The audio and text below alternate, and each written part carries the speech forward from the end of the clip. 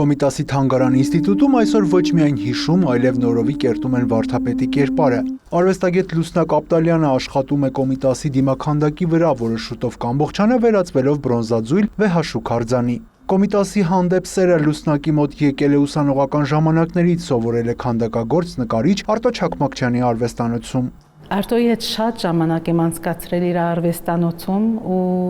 շատ ենք խոսել ու ինձ տվել է Կոմիտասի իր սերը, ինքը այնքան Կոմիտաս է քանդակել, նկարել, ինքը ուղղակի իր մոտեցումը Կոմիտասին թեկուզ ինձանից շատ տարբեր է։ Արվեստագետն աշխատանքները սկսել է էսքիզներից, իսկ յուրաքանչյուր հաջորդ հպում աստիճանաբար ձևավորել է այն կերպարը, որտեղ իրականն ու տիեզերականը միահյուսվում են մեկ ամբողջության մեջ։ Լուսնակի նպատակը պարզապես վարդապետի դիմագծերը վերարտադրելը չէ, նա ձգտում է քանդակել Կոմիտասի հոգին, որսալ նրա լռության երաժշտությունն ու կավի մեջ հնչեցնել նրա աշխարհը։ Ամեն մի հայ իր սրտի մեջ հոգու մեջ մի հատ Կոմիտաս ունի ու պատկանում է բոլորին։ Ուզում եմ դրա համար էլ աշխատում եմ այդ նմանացնել իրան, որովհետև ինքը եղել է, ինքը Իրանից լիքը նկարներ ունենք ու լավ կլինի մի հատ տենց դեմքը տենանք էլի, որ տեսնում ենք այդ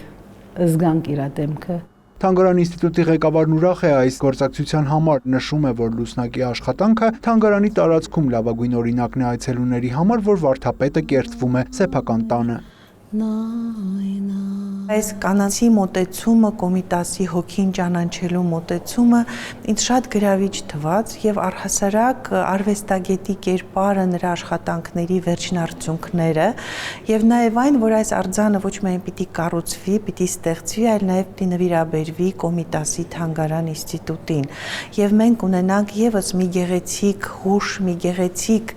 իրեղեն ապացույց կնոջ կողմից, կնոջ ձեռքերով կերտված Կոմիտասի քանդակը։ Մասնագետները խոստանում են շուտով այցելուները կունենան նոր հանդիպում վարդապետի հետ։ Բրոնզի մեջ միավորված կերպարը կպատմի ոչ միայն Կոմիտասի կյանքի, այլև նրա անսպառ հոգևոր ժառանգության մասին, ապացուցելով, որ մեծ արվեստը ժամանակ չի ճանաչում։